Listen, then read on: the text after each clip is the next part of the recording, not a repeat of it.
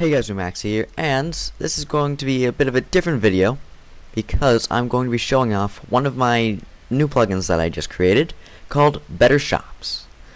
So here's how to create it. Create a shop actually.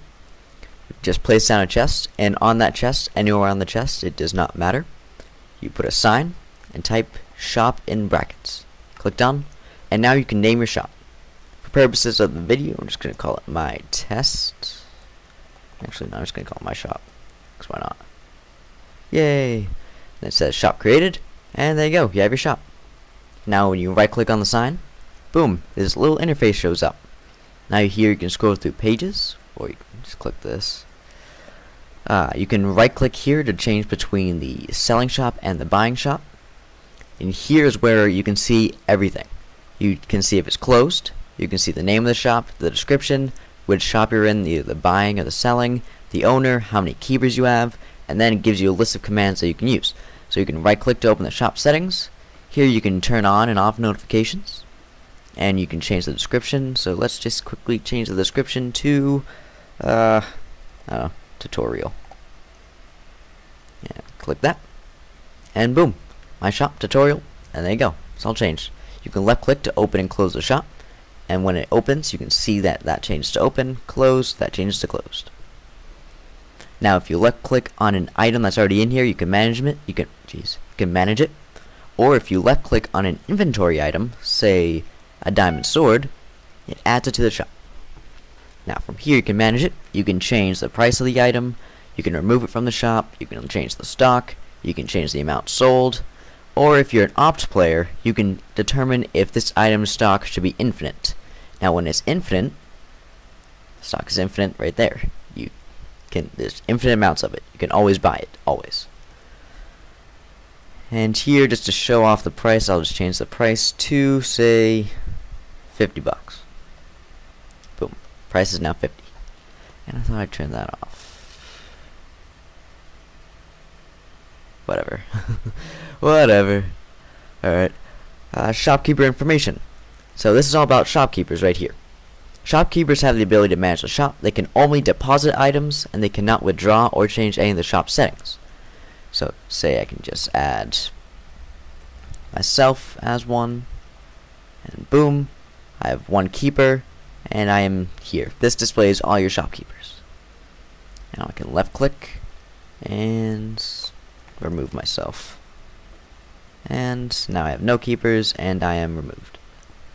Alright, and that's basically determining, the cool stuff of the buying portion. Now for the selling portion.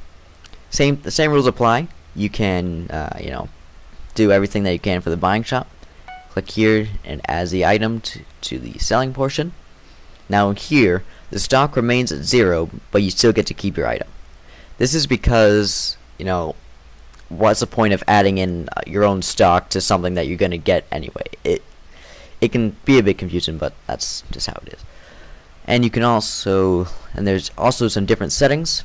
You can change the price, you can remove the item, collect the stock, which means you can take out whatever stock that is in there. You can change the asking amount, or you can change the item's data, which is a bit advanced, but not really. But warning, this will reset the stock of the item, so make sure you take out all the stock before doing this. This is used to specify a data value for a wool. So say if I were to add wool to it, wool, let's change the value to red wool, which is 14. And boom, now I'm collecting red wool. But it resets the stock. Now for add item, if you say you don't have the item in your inventory, like say a diamond, and you want someone to sell you a diamond, just type in diamond, and boom, it's right there. And that's the basics of owning a shop, and adding and giving prices and putting items into it, and it's pretty cool. So now I'm going to show you this, the other side, what you don't see when you're not the manager. So this is a shop that one of my friends set up. His name is Test. Let's see. So this is what any normal person sees your shop as. You can still scroll through all the pages or whatever, do whatever. This is what other people see. Left click to buy. Say I can buy this wooden sword. I have 10 emeralds on me, and the price is 1. So if I left click to buy it, boom, the stock goes down by 1, and I get the sword in here. And if the shop owner has notifications on, it tells them that someone that I bought an item from them. Oh yeah. And if you don't have enough money, why is that doing that? Oh, I forgot that emeralds work a different way in this thing. Never mind. I do have enough money. Hold on. Alright, but normally if you don't have enough money, it tells you, like right here, this says you do not have enough money, stuff like that. But of course I'm using a strange economy system. And you can also change between the selling options, but there is no selling options. But you can left click to open the search options. So this is the search engine, just in case it's multiple pages and you don't want to scroll through all of them because you're lazy. I get that. So you can search through material, by name, by item ID, or by the price. So say, want something that's $90, there you go. And you can also search by material, so say wood. All the wood items are in the stock up here. So it's pretty cool. I like the way that works. And if you buy out an item, the item disappears, all the stocks move down and everything, and yeah, that's just the way it works. And I'll also sell you. So here's by the search from ID, because I just want to show you it. Everything that's in that ID range, or that is that ID, works, even if it has different data values. So that's pretty cool.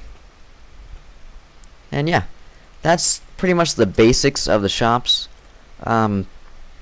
Anyone, well, not anyone, but if you're the owner of the shop and you want to get rid of your shop, you can just left click the sign, or you'll break the sign or break the chest. If you break the sign, all the shop items appear inside the chest. If you break the chest, then all the items spill out everywhere. Or if you are an opt player, you can break any shop that you want. So I could technically break this one since I'm opt. But if you left click that, shop removes, and my diamond sword that I put in there is right there. And that is basically all there is to it. If you want all these messages that popped up, you can configure them in the messages.yml. You can change it to a different language in there as well. You can also change color codes and different values and players and stuff like that. So yeah, it's pretty cool. It's very configurable, very easy to use, but can be a bit advanced. Why am I losing frames? Probably next to a forest. But anyway, that's going to be it for this video. Thanks for watching. Goodbye.